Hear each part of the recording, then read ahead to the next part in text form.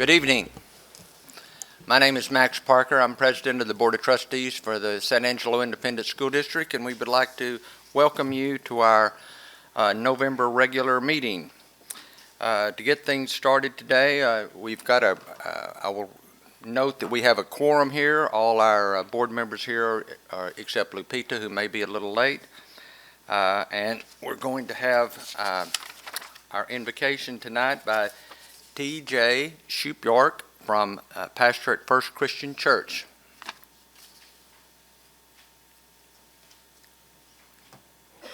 I invite you to join me in prayer. Gracious and loving God, for the ways in which you are continuing to work in the world around us, we give you thanks. For the good people of our community and the leadership that they have provided, not only in and around San Angelo, but particularly in our school district. We pray that you continue to guide them to seek your wisdom, your guidance, your courage, and your strength. Be with them to make wise decisions that are good for all of your people. Decisions that are good for those who place their trust and confidence in the leadership in this room. Thank you for blessing our school system and all the ways in which they were able to make a change in the world around us. And give us all insight to trust and listen to you. In Jesus' name we pray. Amen. Thank you, Pastor, for being here. Appreciate it. We're now going to invite some of our Bowie Elementary students to come up to lead us in our pledges. Let me go over their names real quick and come forward, students. Briella Johnson, Victoria Derja, Megan Satterwhite, and Lily Purcell. Would you all please stand? And students, if you'll just turn around and face the flag right here. Okay. Pledge allegiance to the flag of the United States of America and to the republic for which it stands, one nation, under God, indivisible, with liberty and justice for all.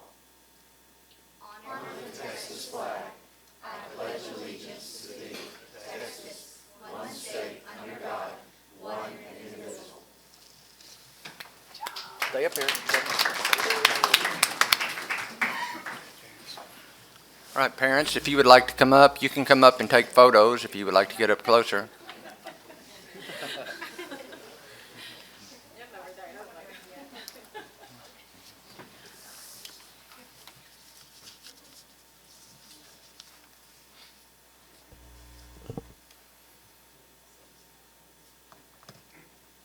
Thank you again, students. Appreciate it.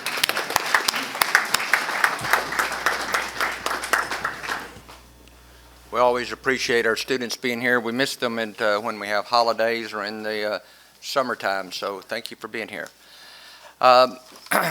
Before we go further in our meeting tonight, let me just read our script that we read before all meetings, so we have all this on the record. I would like to welcome you, as I said, to tonight's regular board meeting. Also welcome those who are watching the tape of this meeting on our public access channel, Channel 4.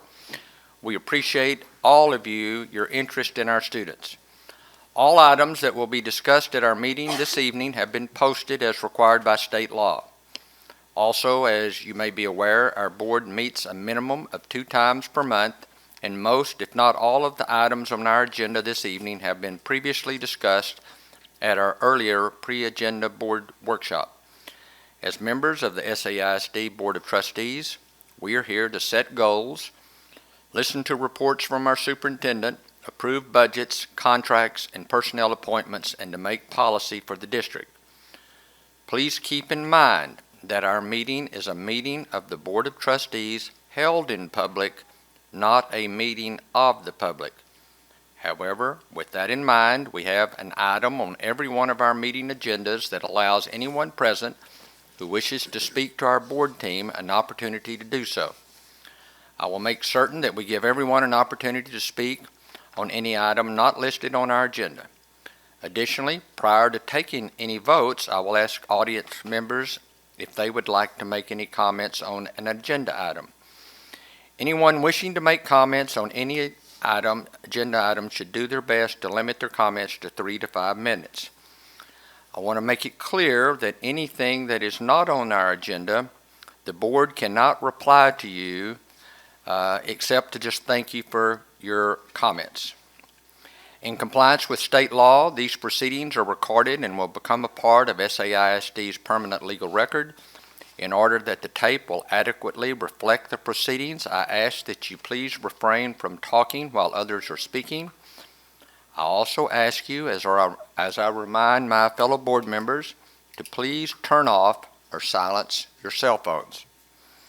Again, it is my pleasure to welcome you to our meeting, and thank you for taking time to join us this evening. We appreciate your interest in the activities of our students and the business of our district. At this time, I'm going to turn over our meeting to Whitney Wood and Molly Turk as we have some recognitions.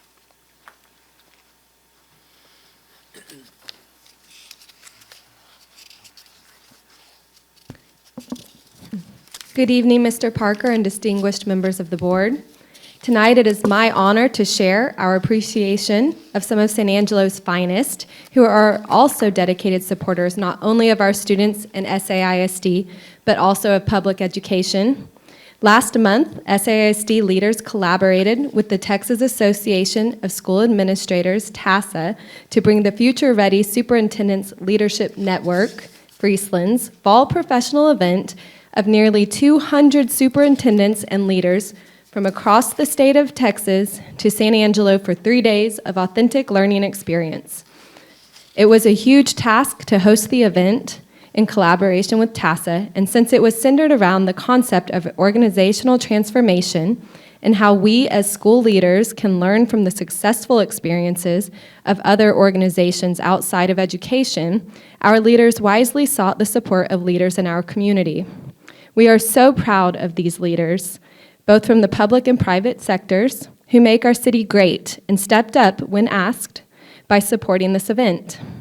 These supporters include Ms. Beverly Franklin Allen and her team at ML Letty's Handmade Boots, Mayor Brenda Gunter in the city of San Angelo, Representative Drew Darby of the Texas House of Representatives representing District 72, Mr. Howard Taylor and his team at San Angelo Museum of Fine Arts, Mr. Lee Pfluger and his team at the historic Cactus Hotel and Heritage Park, Mr. Matt Lewis of the San Angelo Area Foundation, General Ronnie Hawkins of Angelo State University, Mr. Shane Plymell and his team at Shannon Medical Center, and last but not least, Mr. Yuki Kuniyuki and his team at the San Angelo Performing Arts Center with their beautiful venue.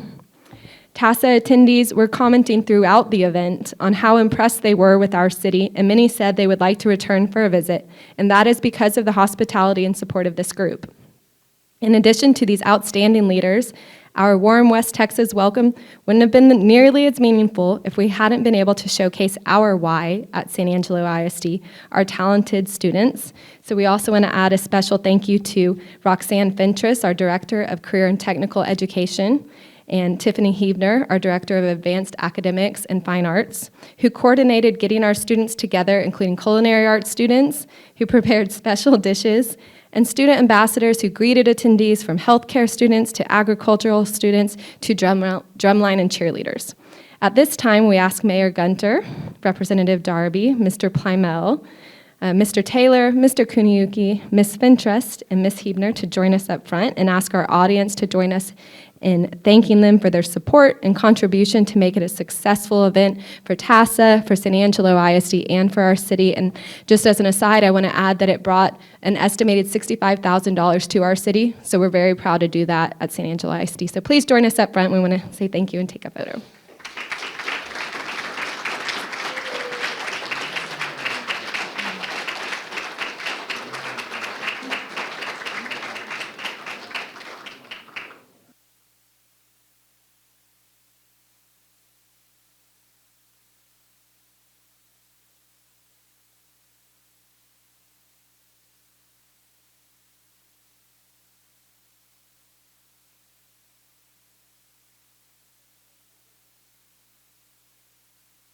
And Dr. Ritter, you were on.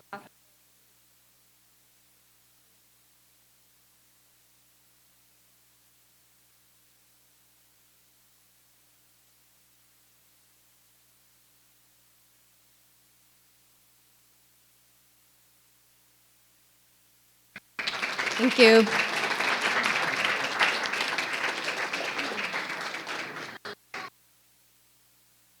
Whitney, have them all come around, please. And yes, if y'all would please come around. If you go around this way, they'd like to shake your hand or give you a fist bump, as we do in these era. So our board members would like to personally thank you. So thank you.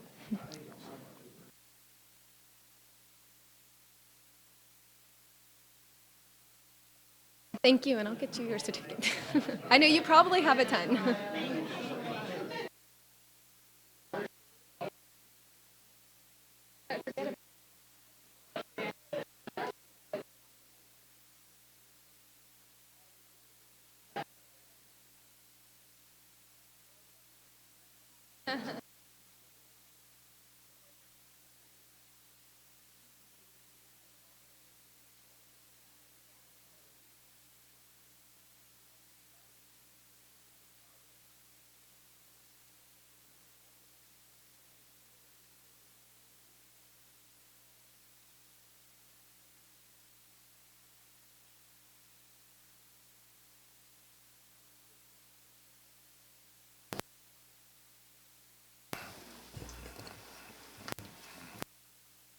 Well, I never want to pass up an opportunity to be with some of the most important folks in our community.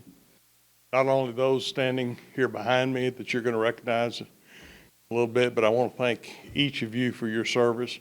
This has been a difficult time. I've been in Austin for 230 of the 300-something days this year. But what we've seen is tremendous challenges. But I can't tell you how important this board is to our community and what you do and how you do it and what you mean to the future of our state.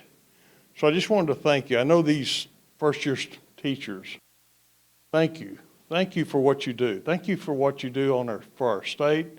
Thank you for what you do to our community and certainly the kiddos who are the most important infrastructure this state has. Thank you again for service in a very challenging time. One thing we figured out during the pandemic is we need kiddos in their chairs in the classrooms. And so you're the ones that deliver that service. I want to personally thank you on behalf of this representative and, of course, our community in the state of Texas. So thank you again. Thank you for letting me have a few words. Thank you, Representative Darby. Thank you.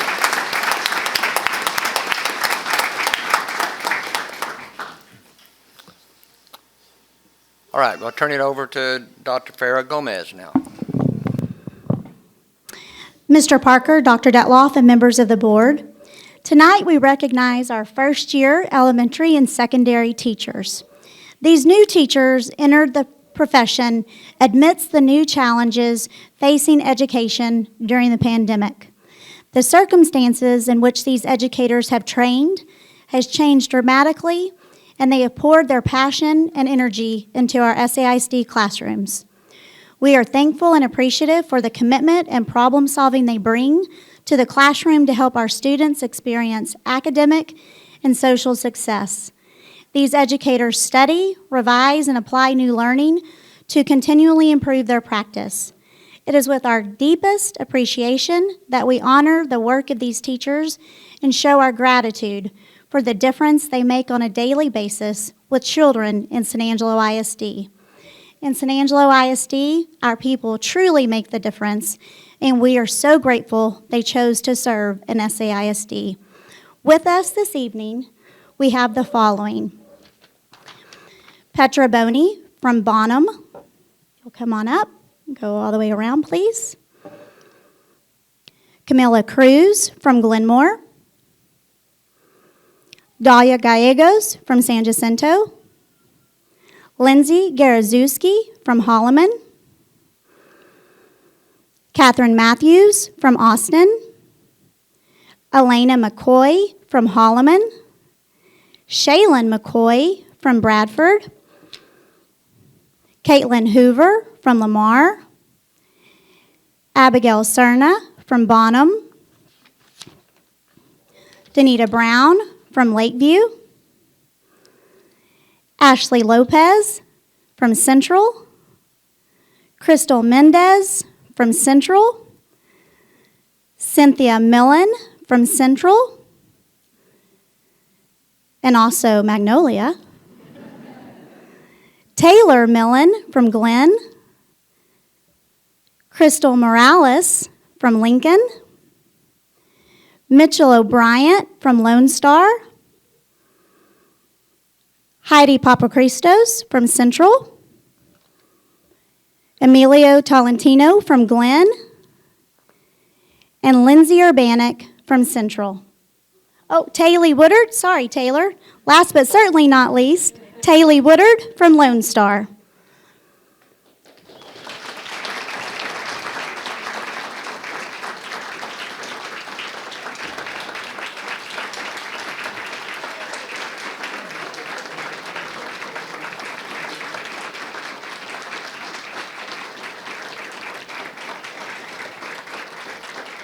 We have many others that cannot be here this evening to join us, but we are super appreciative of all of you for coming this evening. So we're going to try to come together in the middle for a little photo op.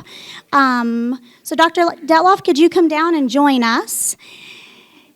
So guys, we'll do like school pictures. For those of you who had your first school class pictures, if you'll kind of direct somebody down here as a chief, start coming together for a big group picture.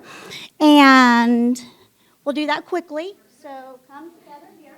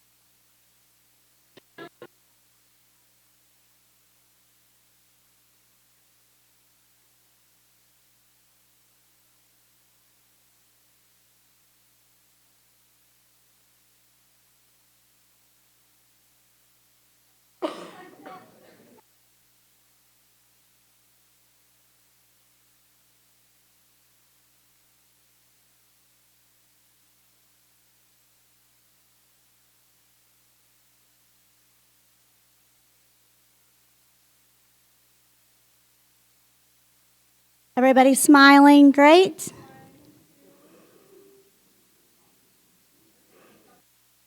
Okay.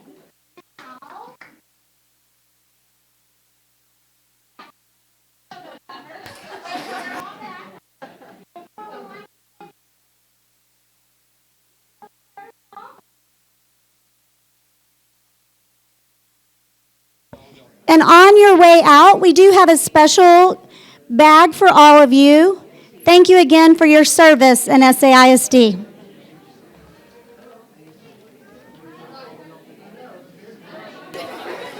Gerard,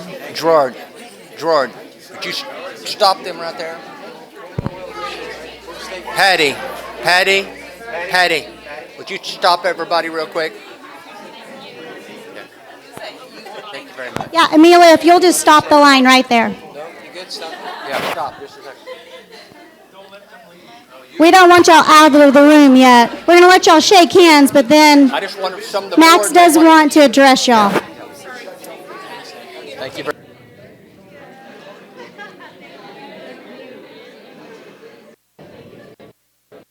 Okay, once you get your bag, if you'll turn and address your attention to Mr. Parker. Okay. Everybody's getting their bag. Great.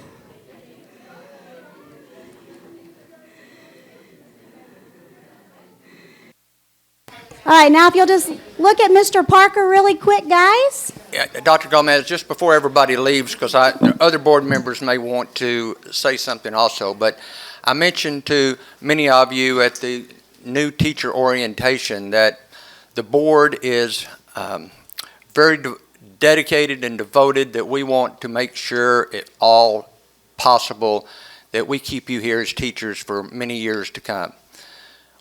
You're finding out, as you were probably taught in school, that it was going to be challenging, but it's probably sometimes some days are more challenging than you ever expected.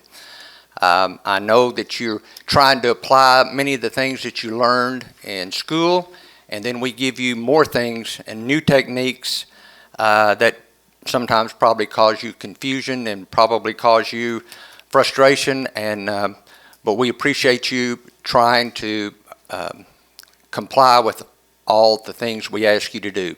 The board is very dedicated that we want to do everything we can to increase student academics and student achievement, but we also, as I said, we want to make sure that we continue to recognize our teachers. This, as far as I'm on the 15, 17 years, however long I've been on the board, I think this is the first time that we've recognized our first-year teachers, and we're going to try to remember to do this every year. You're our first group, and I know there's many that are not here. Please let them know that we care about you guys. Let us know if there's anything we can do to make your jobs easier. I know that many of you need to get home because you have plenty to do at home in your second role in life. Besides teaching, you have to run a family. So again, I just, as president, I wanted to make sure that you all understood how much we appreciate you. I don't know if any other board members want to make any comments also, but thank you for coming tonight, and thank you for all you do for San Angelo Independent School District.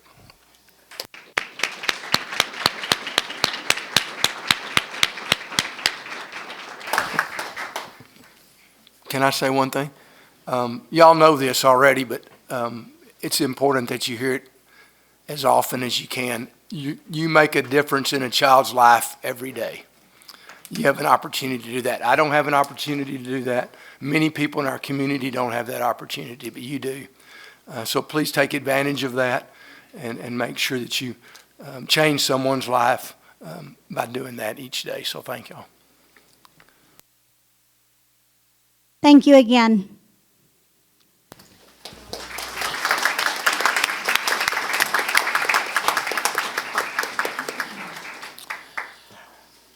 All right, our Director of Athletics, Rodney Chan, is coming forward. You're next on the program. Yes, sir. Thank you, Mr. Parker. Fellow board members, Dr. Detloff.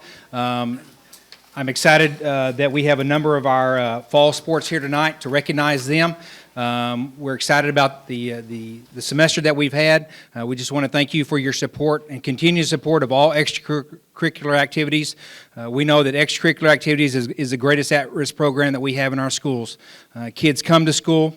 Kids do better in their grades. Kids have less discipline issues of those that are in extracurricular activities, and so we thank you for your continued support of those activities. First off, I'd like to have Coach Meek, Central High School cross-country head coach, come up.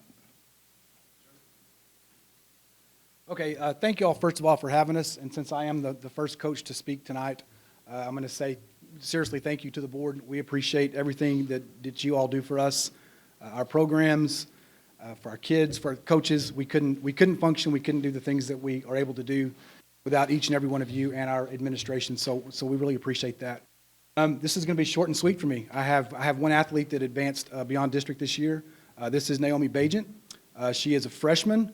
She was our top runner at every single meet this year, and she earned all district by placing in the top 10 at the district meet. She actually placed 6th at the district meet. She's a great student, great athlete, and we're excited that she's a freshman, and we have three more full seasons with her. So, Naomi Beijing.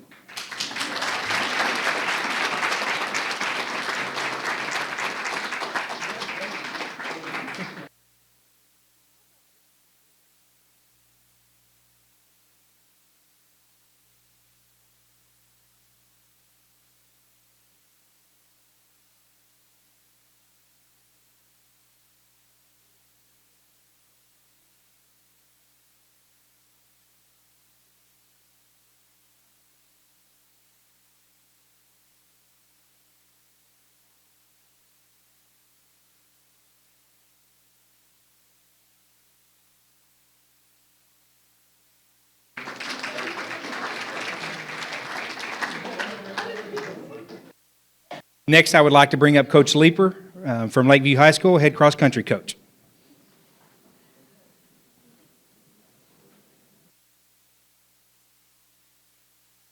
Good evening. I'm Coach Leeper, and I'm the head cross-country coach at Lakeview.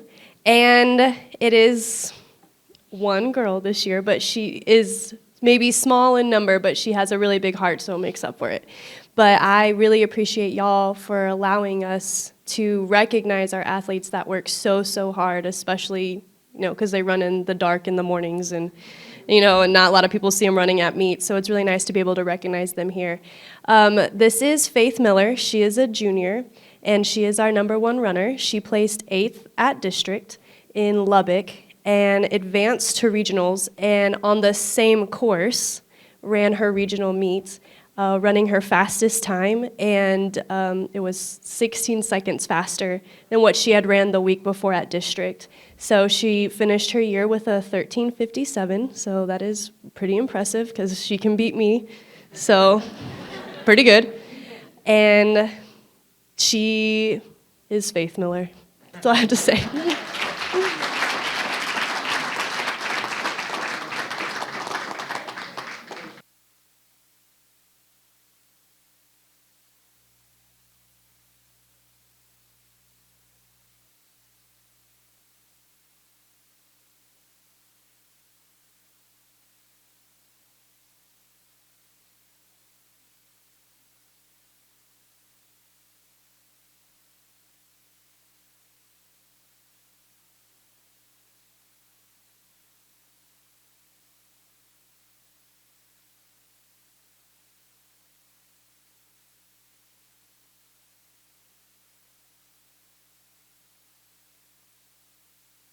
And last and certainly not least is Coach Abalez, who's the head tennis coach at Central High School.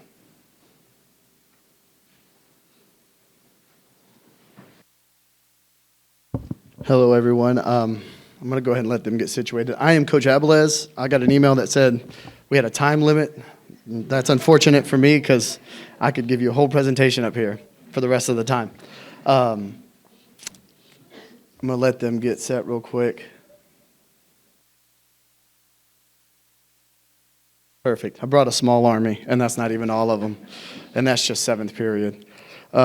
First, I'd like to thank the admin and faculty. I know everybody does it, but it's true. Like, without the things that y'all do for us and you provide us with, we wouldn't have the things necessary to do what we've done. This year was a fantastic year. Y'all always take care of us, but for this year, we got new lights, and that was spectacular because we added a first period tennis in the morning, so we start before school. And, with the whole time change and everything, we were getting there and using the lights before school even started, and it was nice to have those kids out there and do that. And that was a huge asset because that played into some of our district matches. And, as we talk a little bit further, that played a huge part in our run for the district championship. So thank you all for everything you do and everything you provide us with. The parents as well. The parents keep us hydrated. They bring us waters. They bring us snacks. They take kids to and from. They bring clothes that kids forgot or rackets or vice versa, or whether I need a Red Bull or Coach Creek needs a Starbucks, they're there. So thank y'all very much, all of y'all. Without y'all, it probably wouldn't make it work, and so thank y'all very much. Real quick, I'd like to give a shout out, the best assistant coach in the world, Coach Creek. She's not only a coach, she's a psychiatrist. She listens to all my problems and everything that I argue and them about and gives me sound advice. So I'd like to thank you for everything. She keeps the wheels turning behind the scenes for sure. Moving on to the season, we had a great fall season. It's our team tennis season.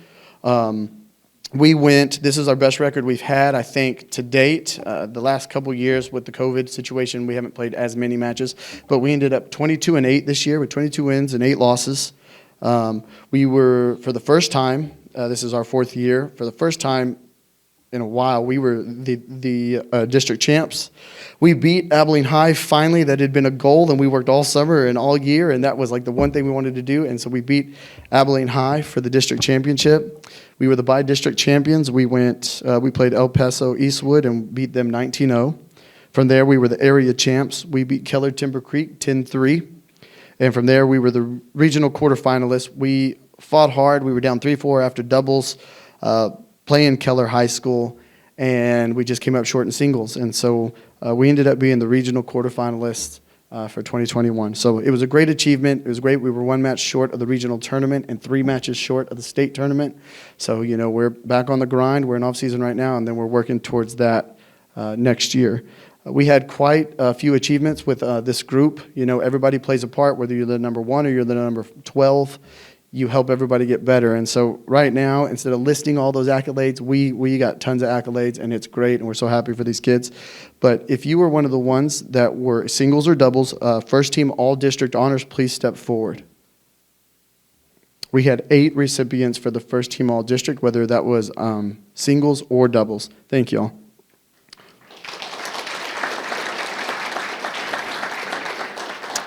We also had 8 recipients for second team all-district. If you were a second team all-district, singles or doubles, please step forward.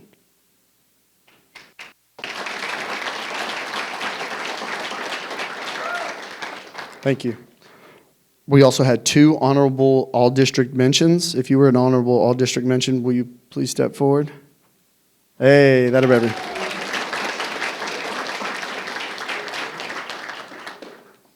And one of our boys could not be here tonight, but one of our girls, we ended up having 2 newcomer of the year. So those are pretty good awards. Somebody who has worked really hard, moved up in the lineup, and they just performed outstanding. So we had 2 newcomers of the year this year. If you were a newcomer of the year, please step forward. Hey. As you can see, it takes all of us, and we had a good year, and we had a good run, and so we are off to off-season, and then we will transition into the individual season in the spring. For you seniors, thank you very much for everything you did. We love y'all. Some of y'all have been with us for 4 years, 3 years, 2 years, 1 year. But thank you for your sacrifice and everything you've done, and thank you to the board and families and community for everything that y'all have done. So thank y'all. Yes, sir. Coach, for parents or grandparents or others that may be here or may be watching this on tape, can you call out names? I know you got a bunch here, but can you just let us know the names? Yes, sir, I can. Okay. I wasn't sure that was going to be in the time limit. Just have them raise a hand or step forward when you call the name. Oh, well, you just want me to name them all? Okay, perfect. Trinity Pfluger. Jenna Vincent. Grace Kraft. Carissa Castillo. Kinsey King. Petra Neal. Seda Pong Sabanthong. Carly King. Ann White. Alvina Sheikh. Sam Campassi. Cole Meads. Nate James. Ryan Hildebrand. Zach Carpenter. Mr. Cullen Honey. Andre Carrasco. Brent Wilcox. The Mr. Carter Lyles. And John Jung, I don't want to say his last name wrong, but it's John, our man John. And then Coach Brianna Creek, and that's it. Thank you, Coach. Have them, after we do if they've done their photograph, if we've got a photograph, then I want them all to circle around so they can shake hands, but make sure you get your photograph first.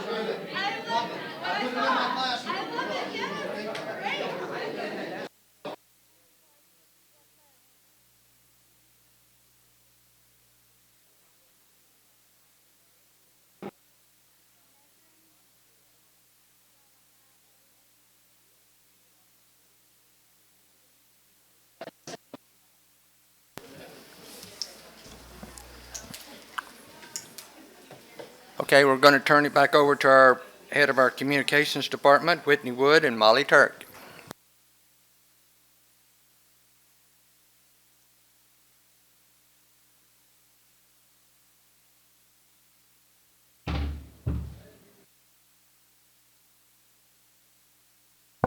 A lot of great people to recognize tonight and great students. So our next recognition we have this evening is a very important one and made in appreciation of and respect for our nation's veterans by humbly recognizing and thanking all of those who served, with a special recognition to our San Angelo ISD employee veterans. Last week I had the honor of attending the Lone Star Middle School's Veterans Day Student Assembly, one of many ways our students honored veterans, and saw firsthand some of our amazing educator veterans and the impact their example has on our students.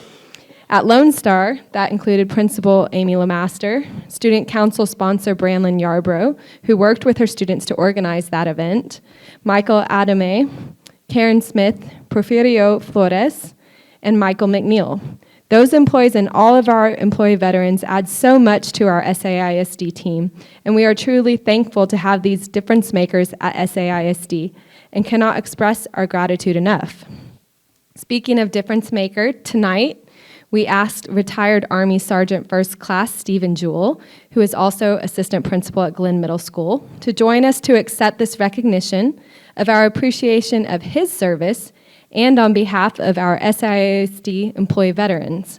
We asked Mr. Jewell not only because he is a veteran, thank you for your service, but he shows an outstanding, authentic commitment to our students and also serves as the on-campus military liaison at Glenn.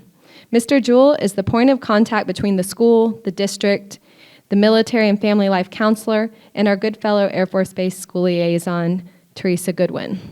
Mr. Jewell also has served in the unique role of a U.S. Department of Defense education activity educator while overseas, teaching the children of military members stationed overseas at schools run by the U.S. Department of Defense. What a varied perspective he brings to Glenn, and we are truly thankful for the impact he can bring to our students and for his service in the Army. His wife, Hilda Jewell, has also joined us here tonight, and we thank her as well and thank all of our military families who support our brave servicemen and women. Mr. Jewell, if you will please come up at this time to accept this recognition for you and on behalf of all of our SAISD employee veterans, and for a picture.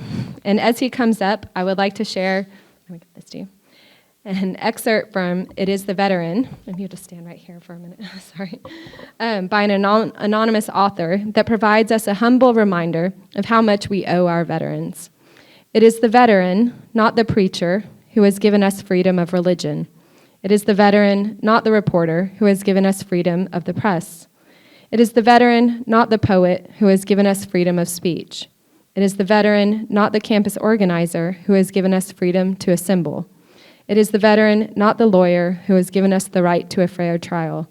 It is the veteran, not the politician, who has given us the right to vote. So thank you, Mr. Jewell, and thank you to all of our San Angelo ISD veterans, including Principal Lemaster. And at this time, Dr. Detloff, if I can get you with the picture with Mr. Jewell, I'd appreciate it.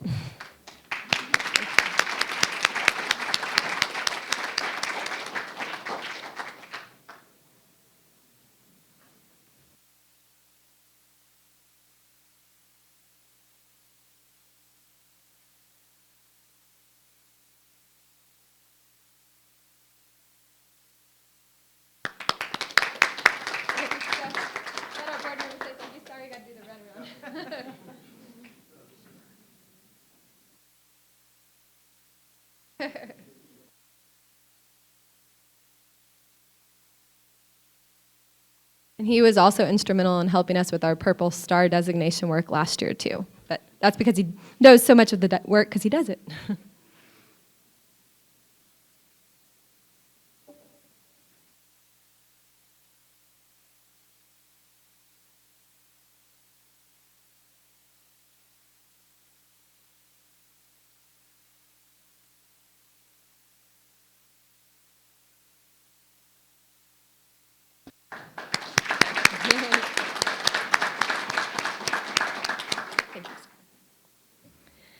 And Mr. Parker and distinguished members of the board, It's also appropriate in this month of thankfulness to continue recognitions for supporters and partners we are thankful for. Tonight, we have another very special recognition honoring a generous community partner and supporter of public education and literacy, Fiddle Strings Grill and Patio. With sincere appreciation, we recognize Mr. Mike Harris, Ms. Deidre Allen, and Ms. Malia Sherrod, and the team at Fiddle Strings Grill and Patio for their very generous support of our San Angelo Reads community-wide literacy initiative. With a true giving spirit, this dedicated team reached out to us with the desire to support San Angelo Reads this summer and to help SAISD continue the good work of inspiring a love of reading in our community. Fiddle Strings hosts a concert series every year from about April to October and selects a worthy cause as a benefactor of the concert series. SAISD, our students and community, are blessed to have been selected to receive this donation from Fiddle Strings of over $7,000. Thank you, Mr. Harris, Ms. Allen, and Ms. Sherrod, and Fiddle Strings. This generous donation will help us to get books directly into the hands of children in San Angelo and to promote and encourage reading and learning beyond the classroom walls and in the greater community. We sincerely thank you for your commitment and dedication to San Angelo and to our students that are the future of San Angelo. I also want to note Ms. Sherrod not only helped to coordinate this generous donation, but is also a wonderful member of SAISD. She is a special programs educational diagnostician, and we are so thankful for the important work she does on a daily basis. At this time, Mr. Harris, Ms. Allen, and Ms. Sherrod, please come forward for a picture. And I ask you all to join me in giving Fiddle Strings and each of them a very appreciative round of applause.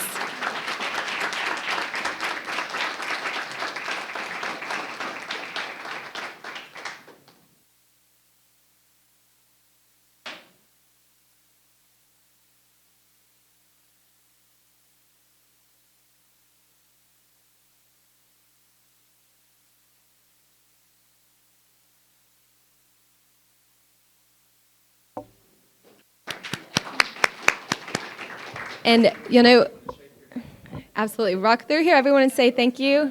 And we're going to put those funds to some good work. I promise you that, especially December 9th coming up.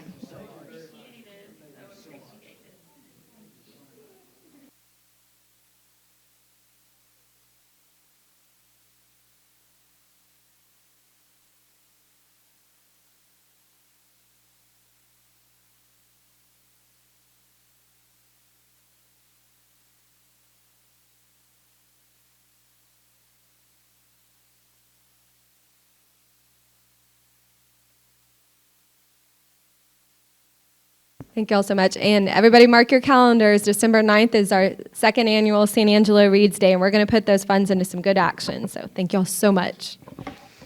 And then last but not least, tonight we also have the honor of recognizing one of this group of amazing, dedicated board members, Mrs. Amy Mazzell Flint. As I and each of our board members and administrators can attest, if you know Amy, you know she has a giant heart and strong commitment to the students of San Angelo ISD. This year, she has taken that commitment a step further. She was selected by the Texas Association of School Boards, TASB, to participate in a year-long education leadership study program, giving up more of her own personal time to learn more about how to help our students, our district, and our state. The trustees selected for this program represent school districts of all sizes with student populations from 254 to 227,904. When she completes all required elements of the study, she will graduate next year by earning the Distinguished Master Trustee status. Master. That is the highest designation by TASB. In the first kickoff session in September, she received training on the characteristics of effective leadership and team building.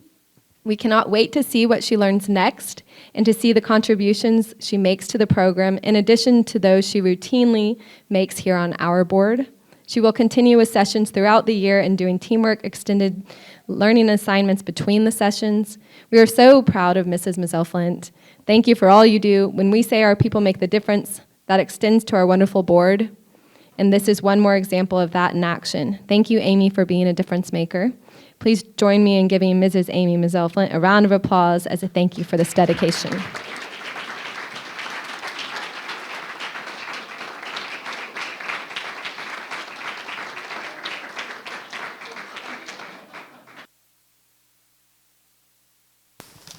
Okay, Amy, you want to make the circle? You want to have your mom come forward and take your photo? You want- Okay. Well, I know on behalf of the board, we all know how hard you work. You do things that many of us say we don't have time to do, but you do it, and it all benefits our board, the information that you bring back for us. So we do appreciate all you do, and thank you for, and good luck to you on all the number of hours that you're still going to have to spend to become a master. And I'll be so happy to hear Gerard Gallegos call you master. I'll be waiting for that. Of course, I'll be having to drive her back and forth from TASB legislative meetings. If I could just add one thing real quick. So this past weekend, we went to Austin. The 36 of us met for the second session. The first one was at the TASB convention. And it was so great to hear just the different perspectives. We would talk about different topics, and then to hear the perspectives of the tiny little districts and the great big districts, and then those of us somewhere in the middle, was just really encouraging, and just really, we all just learned so much from each other. And I can't wait to give reports to all of you and tell you what we learned. I think TASB leadership has gained a wonderful leader, so they have. Thank you, Amy.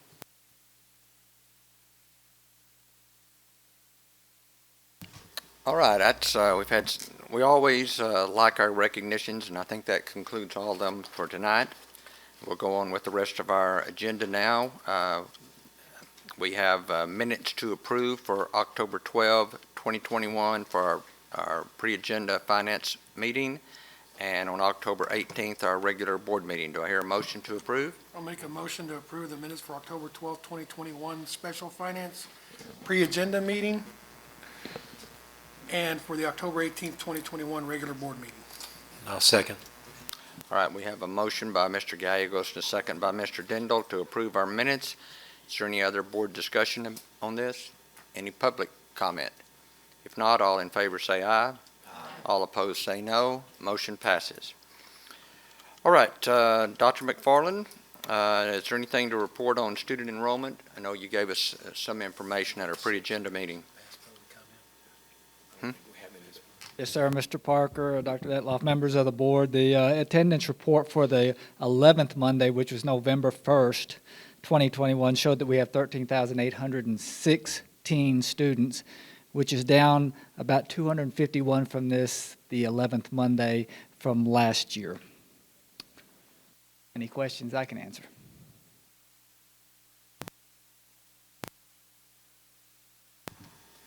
I don't think so. We'll see you in a few more minutes. It's been pointed out that I forgot to mention this is the time for anyone to come forward that has public comments for topics not on the agenda for this meeting, as I mentioned when I read our script earlier tonight. I don't see anyone coming forward, so we'll continue on with our reports. Dr. Ritter, do we have an update on the academic programs? Well, absolutely, we do, Mr. Parker and Dr. Detloff and members of the board. We have a bit of something that we're actually going to add into this that we wanted to give you a sneak peek to, a short video for all the ways our students, celebrating all the ways our students are smart. It's a short 3-minute video. We wanted to just highlight and give you the opportunity to see. It will be out on our website and on social media platforms on Wednesday of this week. This is a short video highlighting our 18-plus vocational program with Mr. Jordan Burrell as our vocational adjustment coordinator, and just really highlighting our wonderful students in our 18-plus program. So we will be having, as another part of our academic report, we have Ms. Christy Diego, who is going to be sharing with us an update on our bilingual programs later on in the agenda as well. So we'll enjoy this video first.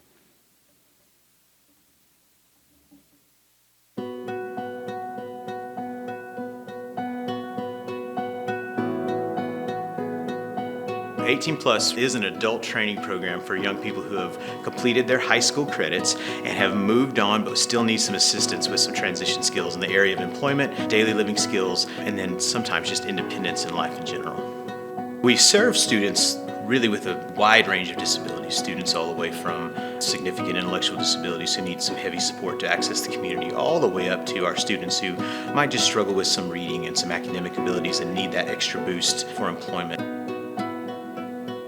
Ultimately, our goal is that our students find fulfillment in whatever they're doing. So for some of our students, competitive employment is their goal. For some of our students, volunteering is their goal. For some of our students, access to the community, just being able to go independently to the movies is their goal. And so we have students with disabilities, and we never let them see that as a problem. It's always something we celebrate, and then we see that as an opportunity to see life differently sometimes.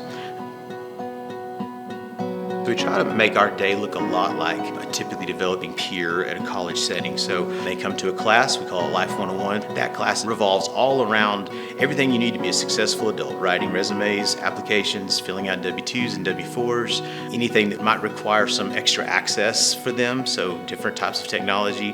Those are the kind of things that we're doing in that class. And then vocational experiences occur for about 3 to 4 hours, so it looks a lot like a part-time job. And sometimes they are part-time jobs. We're in about 18 different job placements around San Angelo, and everything from local nonprofits like Concho Valley Food Bank, San Angelo Meals for the Elderly, Rush Street Ministries, Lakeview Bible Church, all the way up to North Star Construction and Shannon Medical Center. We know we want to expose our students to as many different opportunities as they can have, because the more they're exposed, the more they'll find things they're interested in. And when you find an interest, then you get excited about that. And that's when we see the future really open up for them.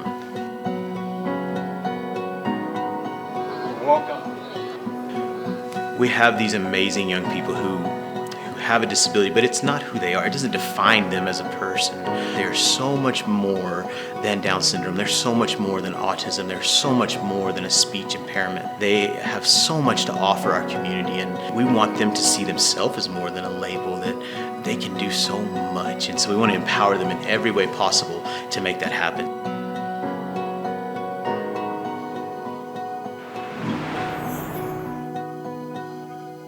Just a great highlight to remind us of the incredible programs that we have in our district, and celebrating all the ways our students are smart, all of our students.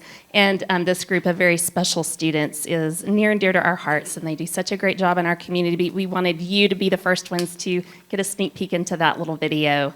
So that was just a highlight. So thank you so much. And do you have any questions about that program? I appreciate you bringing that. Did our communication department and Mr. Wilcox, Jack, did they help do that? Yes, it is definitely their area of smartness. So thank you to Jack Wilcox and to Whitney and Molly also, who helped us put that together. So great job with that. Thank you, Jack and Molly and Whitney. Thanks, guys. Thank you. All right, partnership with Goodfellow Air Force Base, Dr. Detloff. Yes, sir. Mr. Parker, members of the board, it's my privilege to provide really a synopsis of an event that I attended for the first time on November 2nd. And this was our Installation Innovation Meeting held in San Antonio. At this meeting, this is a partnership meeting with military communities from around the state and nation. And in this event, we highlighted our school liaison program.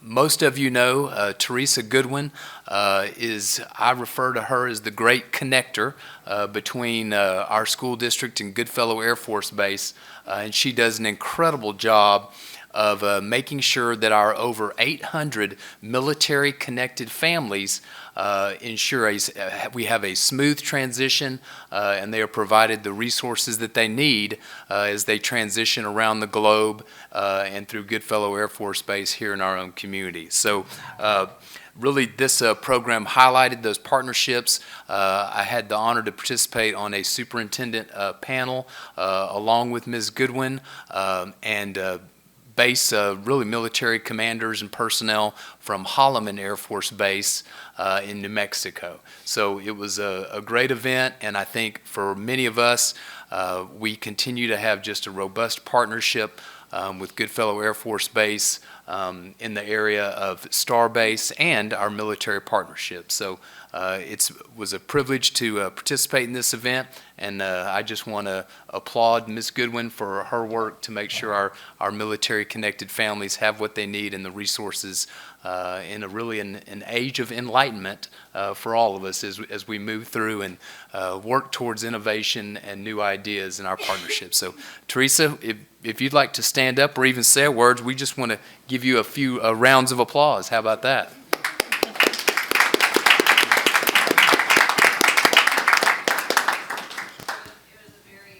Okay, Teresa, can you come up? One, we need to get you on the camera, but we also can't hear you. So.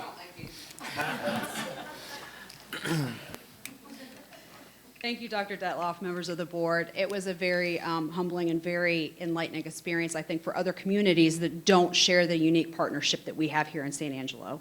And as Dr. Detloff said, you know, it was a very meaningful way to highlight our community here, no matter how small it is, to show that partnership and what that means for our military students that do transition around the world. This was the first place that my kids ever called home. So being a military family and having a community like San Angelo be home and then have to come back here when we retired because it was. So again, thank you so much for your partnership. We look forward to making more memories and doing some more great things here. Thank you.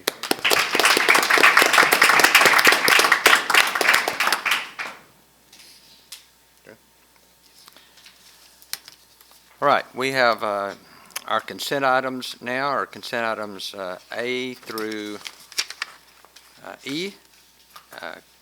Consider donations is A. B, consider bid number 20-014 curriculum and instructional materials. C, consider bid number 21-022 custodial supplies. D, consider bid number 21-024 new vehicles. And E, consider superintendent's recommendations for personnel for school year 2021-2022.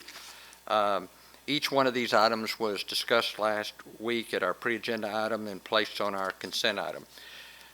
Do I hear a motion to approve consent items A through E? Move for approval. Second. Yeah, should it be A through E or A through D, because we don't have any new? Right. Yes. Nothing under E? Yeah. All right, just be A through D then. Thank you, Mr. Lehman. So, now I missed it. I think Mr. Dindal made the motion to approve, and that'll be A through D. And Dr. Kingman seconded it. Is there any other board discussion? Any public comment? If not, all in favor say aye. Aye. All opposed say no. Motion passes. All right, Dr. McFarland's coming back up to consider our financial integrity rating for San Angelo Independent School District. Thank you again, Mr. Parker, Dr. Detloff, and all the future master trustees that are with us tonight. I'd like to discuss the annual first rating, the financial integrity system, integrity rating system of Texas. This is, for those of you who are not familiar, the financial integrity rating system is basically how the state grades or scores the district in its financial dealings. So the district does not just get graded in an accountability for academics, they also do get a grade in their financial handlings for the district. And so I'm going to tell you a few things about the first rating, what it is, what are the requirements for this is what is part of required our public hearing to announce and go over our first ratings. And I'm going to talk about that. Go through the indicators because they're really divided into three separate areas about how we get indications, and then see if we have any questions that we'll move forward to. So basically, like I had mentioned already, the financial integrity rating system of Texas is how the state looks upon the school district and its financial management practices and ensures that we're operating in a way that is not only in line with what are generally accepted accounting principles in the state, but also what is practices that are moved towards continual improvement. And then the second point up there is the system's designed to encourage Texas public schools to really focus on allocations that directly affect instructional purposes. And how are we doing that? And that's a way that you look at your money management for your district.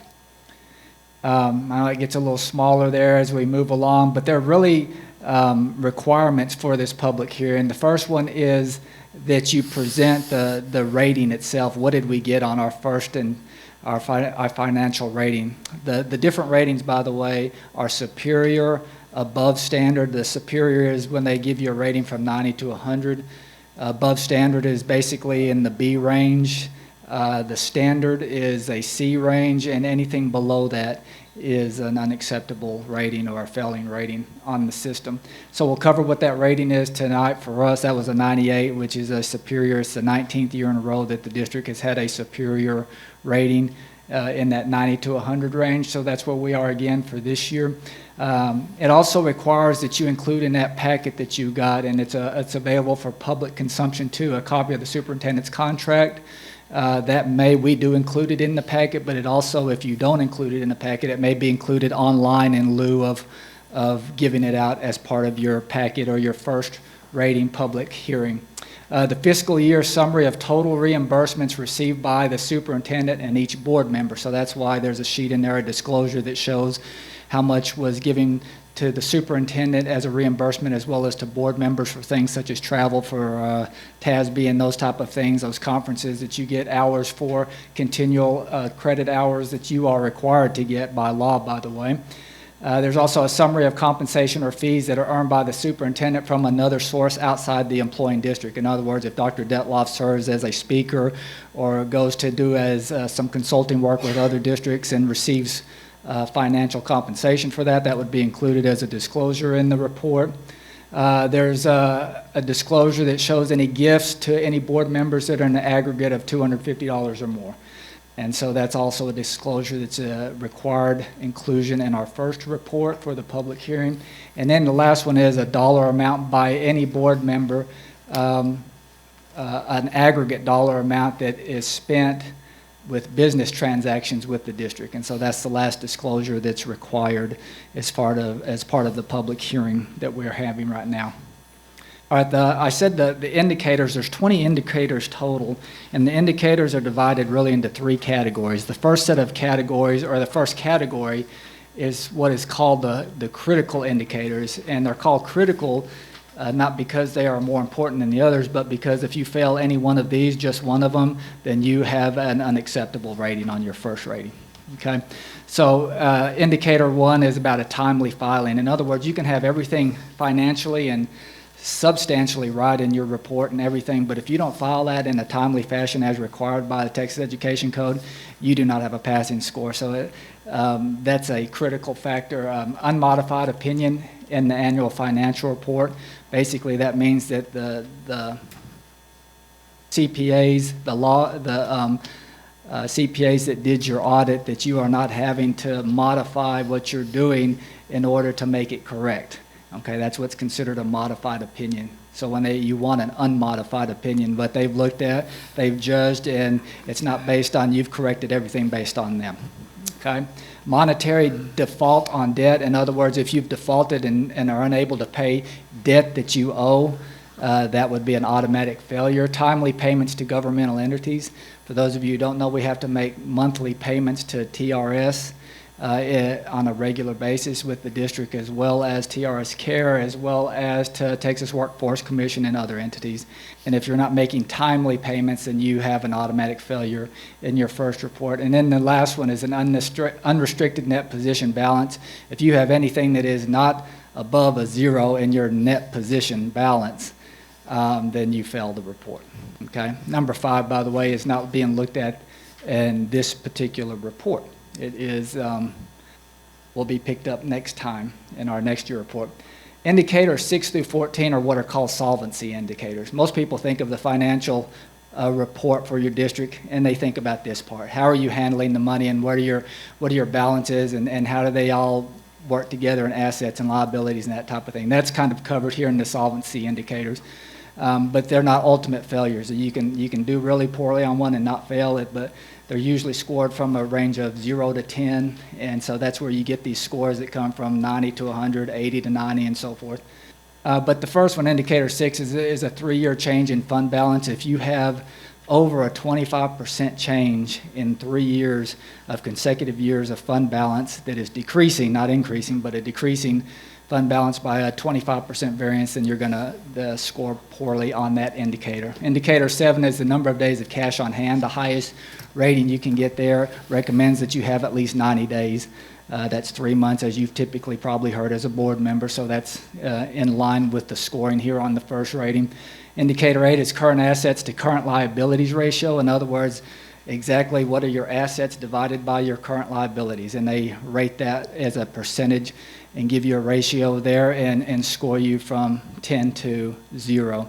That's the one indicator where we scored an 8 this year and not a 10, and I explained that previously to you about an ode to the state what we had out of an overpayment and how that weighed heavily in our assets. And even though we had that coming in ESSER funding, that doesn't show as an asset for the district, so it didn't get counted there. Indicator 9 is general fund revenues equal or exceed expenditures. That's a particular interest to us here because we just did a budget amendment where by the way that our new fund will look at on our new revenue and expenditures, where we could have expenditures exceed revenues in this fiscal year based on what we looked at in the ode to state and those type of things. But that one's kind of canceled out if you have at least 60 days of unrestricted fund balance of cash on hand, essentially, which our district regularly does and will and does now. And so that one wouldn't count against us if we overspent our expenditures and they exceeded our revenues for this upcoming year or for this current year. Budgeted to actual revenues, a 3-year comparison. This is why we made the change, the budget amendment that we did, because they look at what you budgeted at the beginning of the year and then where it ended up, the actuals at the end of the year. And if there's too large a variance, that's where you can get counted points off in this particular indicator, indicator 10. Number 11, long-term liability total assets to ratio. Basically, in your total assets, does it show enough that you have enough to cover long-term debt? Okay. 12, debt per $100 of assessed property evaluation. In other words, is the amount of debt you owed based on based on a valuation of $100 per property value enough to cover your debt that you have. That's part of that test that you also have to pass when you pass a bond, is that you show an adequate amount of asset through property value taxation availability to be able to pay and fund that debt. And so that's something that we sit comfortably at now because, as you well know, we haven't passed any new bonds lately. And so we're still paying off from recent 2008, and as we've refunded in last 2019. Those property values, as you are well familiar to, are constantly on the rise. So our ratio of being able to fund debt through $100 per property value evaluation is not an issue for the district. Administrative cost ratio, essentially what they do, this is an indicator that tells you whether you're top heavy or not in your administration. And so they essentially take indicators or the functions of instruction, instructional services, and media services, which is typically in our library, function 12, and function 13, which is professional development, as well as function 31, which is typically where our counselors are located, and they divide that, or rather that's on the denominator, that's the numerator of that is the cost of administrative leadership, which is function 41, and function 21, which is school leadership. So they look at your school leadership, administrative leadership, what you're spending in those two categories divided by those instructional categories and how much you're spending there, and they'll give you a ratio depending on your school size on if that's a 0 through a 10 score rating. And then the last one here is student to staff ratio over a 3-year period. If that reduces over 15% in a 3-year period, you score low in that area. Okay, so for example, our student to staff ratio in our last TAPR was 15.5. So if we reduce that somewhere around 3 points, if we went or if we increase that staff ratio of 3 points, then that would be a negative to the indicator there within the 3-year period. And then the last set of indicators, 15 through 20, are what are called financial competency indicators. And they deal with, the first one is the enrollment variance. So every biennium, I have to go in and basically project what our enrollment looks like, right? So you're thinking, how does that work right now with, we hadn't done a very good job at Dr. McFarland, you've been horrible at projecting enrollment since you've been here. What is wrong with you? So there's this little thing called COVID out there, and so they're not counting indicator 15 in, these run several years behind. This is the 2021 first rating, but it's based off 1920 data. And so next year's rating, when we move to that, will be based off 2021 data, and they won't count this indicator in your rating. But every biennium, we do go in and project what our enrollment will be for the next 2 years, and then how that rates with your actual enrollment, how that variance looks, so that you're not basically overestimating so that the state overpays you. There comes a settle up anyways of that through the end, but you've been able to keep all that extra money for a year, and when the interest rate was high, that was a benefit to the district, that you could get that extra money and get some money off the interest rate and then settle up with the state a year later. That's not such a big deal right anymore, but that's why that indicator is pretty much in there. 16 is the PIMS to annual financial report data feed. In other words, what we submit to PIMS, which we just had the end of the last Friday in October is the date that you have a finality of your PIMS information. That's not the date it gets reported, but that's the last date of information. And how closely that matches the information reported on your annual financial report, which again goes through the entirety of the year, is considered in that variance. Material versus material non-compliance disclosed on the annual financial report. In other words, you want an opinion from your auditors that don't show material weaknesses in your audit and in your practices for how you are working in your financial, in your business department. Transparency, the required financial postings, that's indicator 19. In other words, on our website have we had all the required postings that are required by the Texas Education Code. And then the last one, property values and funding lag discussion with the board.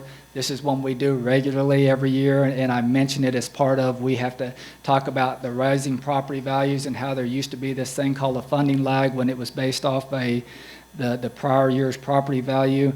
That's part of the first rating too. And so that's why that's included in there, and we have that conversation regularly, pretty much in the summer. Okay, so when they look for that, they ask for board minutes that show that we had that conversation. What kind of questions can I answer as far as our first rating? Dr. McFarland and Mr. Parker, I just have a quick comment while our board team is considering questions or additional comments. First, I just want to highlight again that our district has received a rating of A. So we made an A on this indicator, and that's superior achievement on the first rating. So this is 19 consecutive years of a A rating on the first indicators. So I also would like to highlight that that is a strong indication of financial stewardship from our Board of Trustees the last 19 years, as well as our business department. So you have carried on that great tradition, and I appreciate you and your entire staff for what you've done to really have that fiscal responsibility for our taxpayers and for SAISD in our community. So I applaud you for what you've done, and I will take the credit for guessing incorrectly on my projection of 14,200. So you are off the hook on student enrollment, Dr. Farland. I will take responsibility for that during our pandemic. But thank you and your team for what you've done. And I appreciate that, and I just do want to reiterate what you said there. We have a fantastic team in our business services department. They do a tremendous job, and I don't really deserve credit for all of that. I inherited a great staff in place that does a tremendous job. So. And I just want to make clear, because I didn't announce, always just say Dr. McFarland, but for those that are watching, this is Dr. George McFarland, who's our assistant superintendent, and the head of the Business and Support Services. So we do appreciate you and everyone that works with you in the Business and Support Service. That team is a great team. And I do follow up with something that Dr. Detloff mentioned, and what we've just said, that this is the 19th year that we've had this superior rating on our first rating. There's only one person in this room that has been here for those full 19 years, and that's our President Emeritus, as I refer to him, Lanny Lehman. And I know that this is when Lanny ran for the board many years ago, that was one of the reasons he ran, is because we were not getting the financial ratings and that we wanted, and it was very important to him that some of the things that you just mentioned, that we have transparent financial records, because there was a time that we didn't. Not only were not getting good ratings, but you couldn't, people in the public couldn't determine what was going on. So that was important to him, as well as that we had audits that showed that our district was following all proper accounting principles and practices, and that we had sufficient fund balances, and also what you talked about, the ratio of administrative expenses to our other expenses. So I give a lot of credit, and I think our board does, that, and we can't take this for granted, that we've done it 19 years in a row, and it sounds like this is easy. It's not easy, and there is a time when we were not a board that was recognized for this. So every time that we get a report like this, I think our board team and our stakeholders need to understand that not all districts get this, and so I give our administrators great credit for this, but I'll also give Mr. Lehman great credit for this, for insisting on this 19 or 20 years ago when he got on the board. So thank you, and thank you, Mr. Lehman.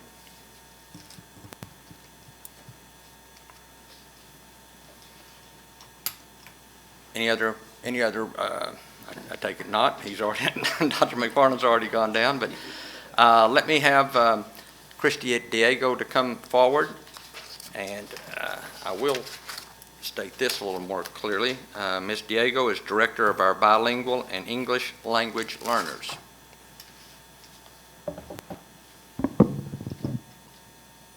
Good evening, School Board and Dr. Detloff.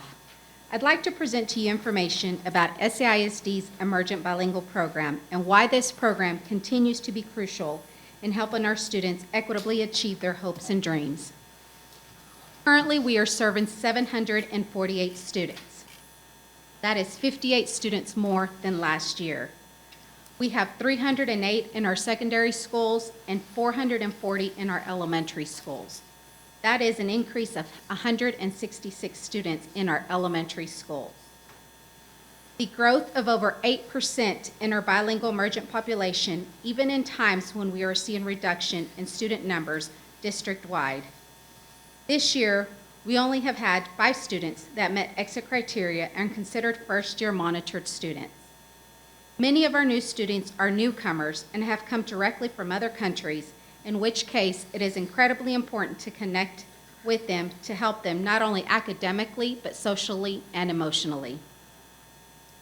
On behalf of our emergent bilingual students, I'd like to thank the school board and SAISD for your continued support in the bilingual program that we started last year at both Glenmore and Bradford Elementary. As of today, we are serving 23 pre-K students, which makes up 46% of our bilingual emergent population. We have 35 kinder, which is 49%, and 18 first graders, which is 31%. One of the main objectives for the students in this program is to be taught to and read fluently in Spanish and recognize all letters and sounds. This is such a first important step to creating a strong foundation for reading and understanding their first language. Research shows that children who are read to in their native language, such as Spanish, will have an easier time learning to read in their second language, such as English. It also says that developing our child's literacy skills in Spanish will make it so much easier for them to transition to speak, read, and write English in the future. One piece of data that shows that SAISD is on track is last year, our pre-K bilingual students, that are participating in the program showed the greatest gains in SAISD, with given the end-of-year Circle Progress Monitoring Assessment. Glenmore Elementary showed 91% mastery, and Bradford showed 89%. This data showed the largest gains were seen in the English language reading. This data showed that our students had the knowledge in key development areas needed by the end of the year in pre-K and were ready for kinder. This is an outstanding growth in the year that we were seeing challenges for learning loss across the nation. Last year, we developed a slogan for the program, which is Orgullo Bilingüe, meaning bilingual pride. This process involved the staff and stakeholders in seeking a name that described our program here at SAISD. I hope that you have all had the opportunity to see our banners around town like the one we have here. We have worked hard, diligently with our communication teams and others around the community to promote the benefits of the program and messaging to the parents the importance this program is to our bilingual Emergent students. As part of promoting our bilingual program, we also created a video that included all who were committed to the program. At this time, I'd like to share that video with you.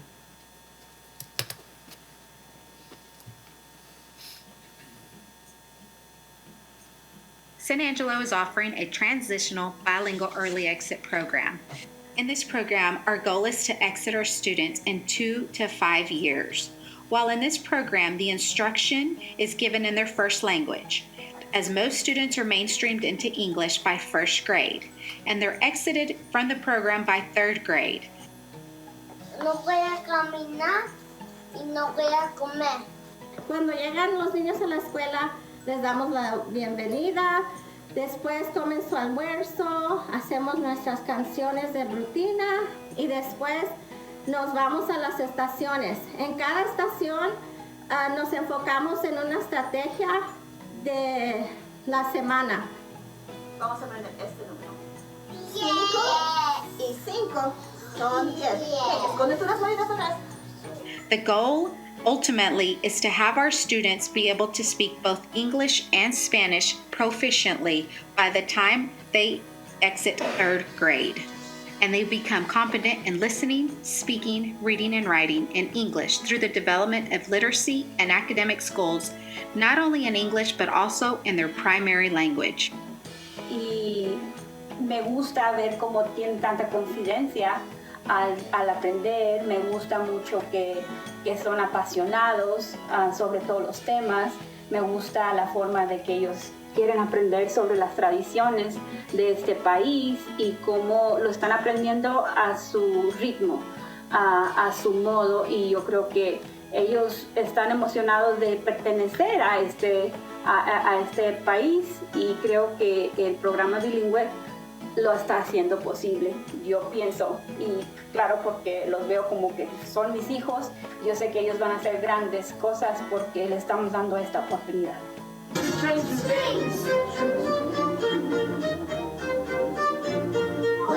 Their music, their PE, and their health and their art are all part of a balanced curriculum.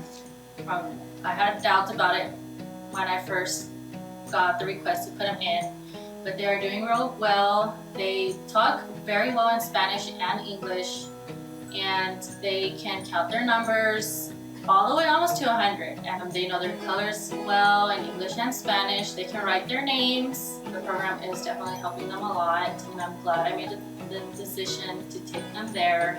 I would have regretted if I did not take them there.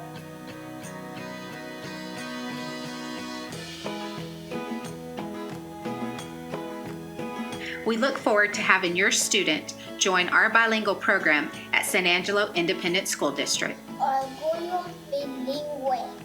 Orgullo bilingüe. Orgullo bilingüe. This heart says, I love you. Perfect.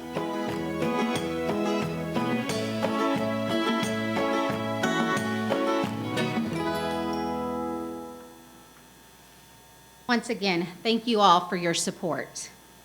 SAISD currently has 24 bilingual certified teachers, in which we currently have 9 serving in our bilingual capacity. We currently have 347 English as a second language, commonly known as ESL, certified teachers. We currently have 95 serving our students. Last year, we had 32 teachers receive their ESL certification. I'd like to take this time to thank Dr. Gomez and the HR staff for recognizing the importance of this opportunity for our district, students, and staff, and for providing the funds for the subs that enable our teachers to attend the ESL test prep training provided by Region 15, as well as Learning Palooza held during the summer here in SAISD. Dr. Gomez also provides the subs for the teachers for the day that they have to take the ESL supplemental test. Once the teachers pass the test, they are reimbursed for the amount paid for the test and the amount that is charged to put it on their SBAC certification. Dr. Gomez, I'd like to thank you for supporting a culture of learning that provides a strong foundation for our bilingual emergent students to build their legacy upon. We are looking forward to seeing our bilingual emergent students flourishing for years to come as they work towards the goals of becoming English proficient students, as one key part of helping them to pursue their hopes and dreams. At this time, could I entertain any questions?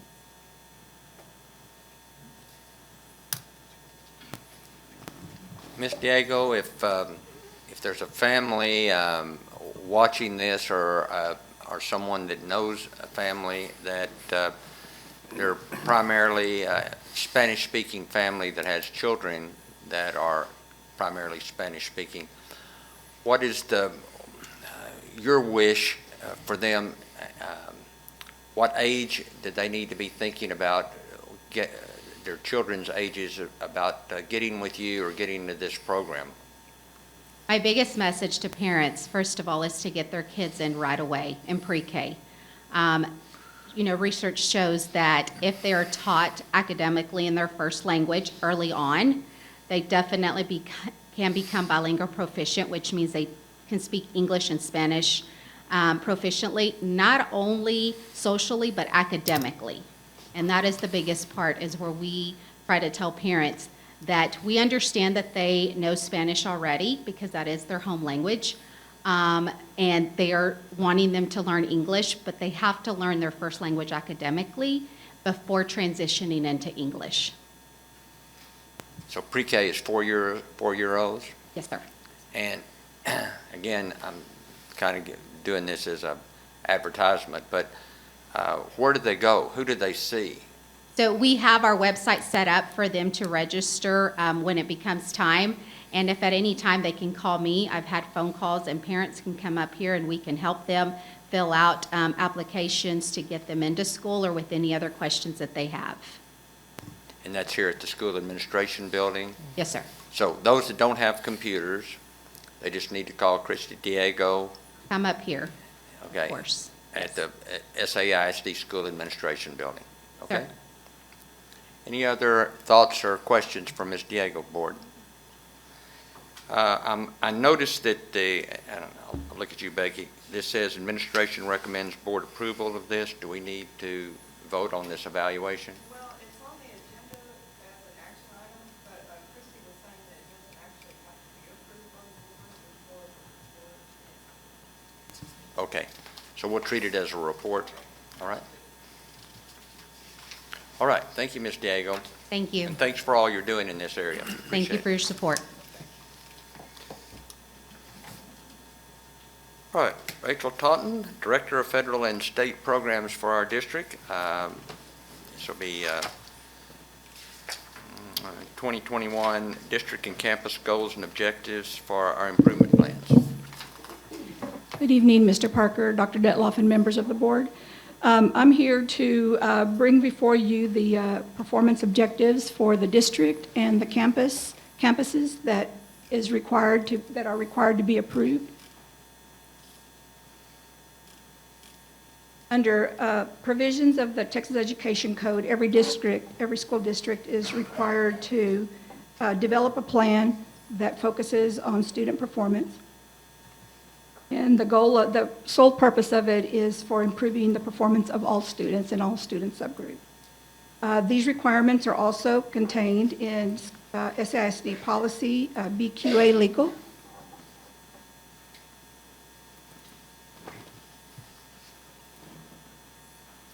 The district improvement plan is based on the goals that are adopted by the board, and there are measurable performance objectives for these goals, and then there are strategies for improvement of the performance that also are aligned to the goals.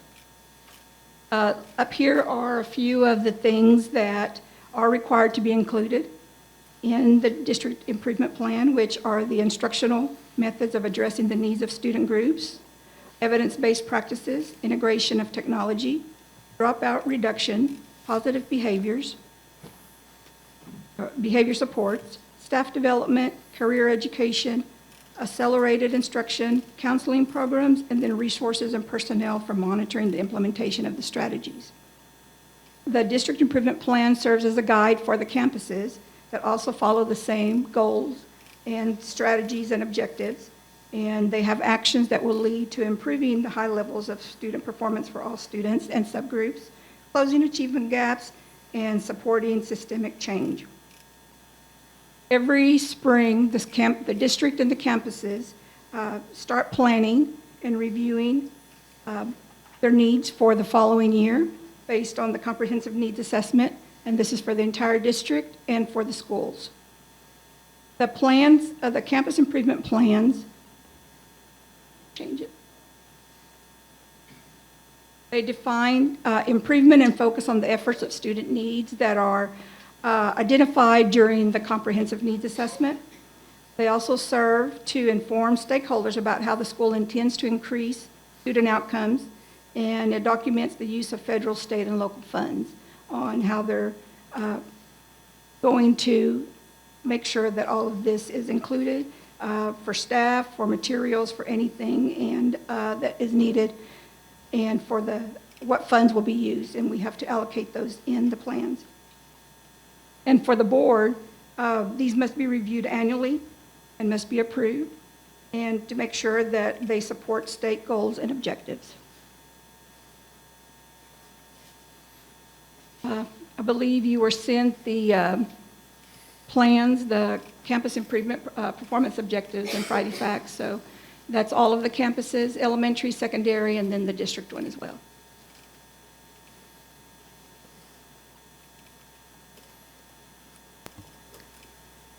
Any questions, Ms. Taunton? I know we asked her some questions at the pre-agenda meeting, and then she furnished us with other information in Friday Facts. This is something we do every year. And yes, sir. Well, if there isn't any questions, do I hear a motion to approve the district improvement plan and campus improvement plan goals and objectives? I'll move to approve the district improvement plan and campus improvement plan goals and objectives. I'll second. All right, we have a motion from Ms. Mizell Flynn and a second by Mr. Gallegos to approve the district improvement plan and campus improvement plans, goals and objectives as Ms. Taunton has outlined. Is there any other board discussion on this? Any public comment? If not, all in favor say aye. Aye. All opposed say no.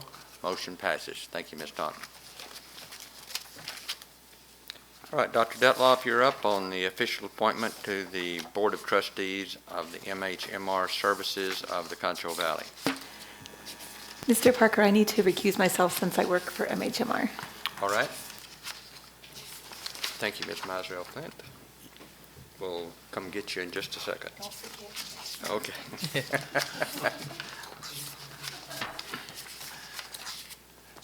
Mr. Parker, this is a reoccurring agenda item, and Ms. Hopkins, is this yearly, I believe, or?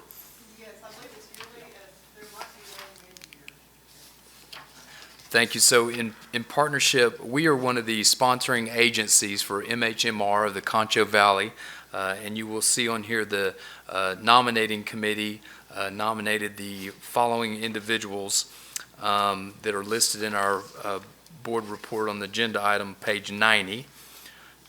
Tim Davenport Hurst, Jeff Gibson, Jana Harrison, Linda Kujoski, Diana Speaker, and I may have mispronounced some of those names on my first attempt. But our board, the action is that is recommended is that our board would approve the official appointment of these nominees as recommended by our liaison representatives.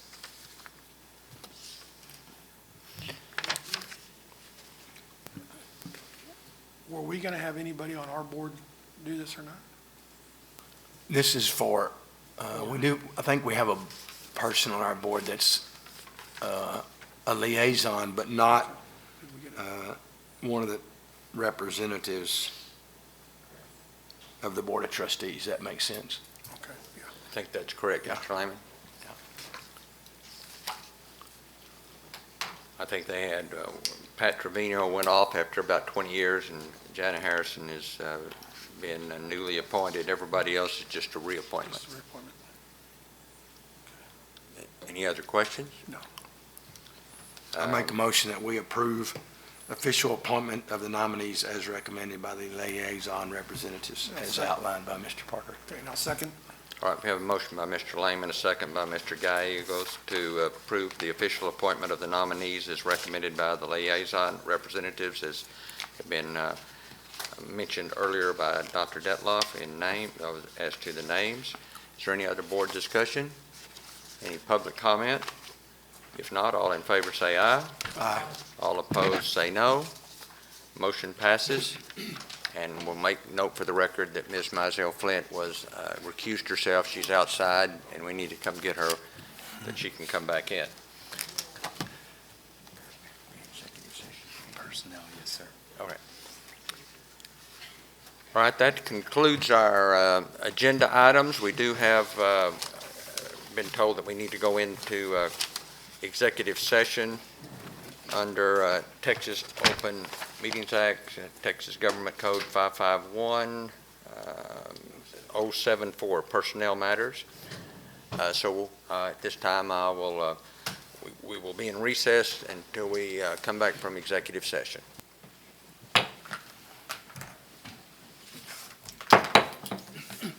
All right, we have a quorum. Some of our board members aren't back, but we have enough that we can make announcement that we're back from executive session. We took no action. We took no votes. Our announcements, we have a pre-agenda workshop on December 6th and our regular board meeting on December 13th. And with that, I will adjourn our meeting. Thank you for being here.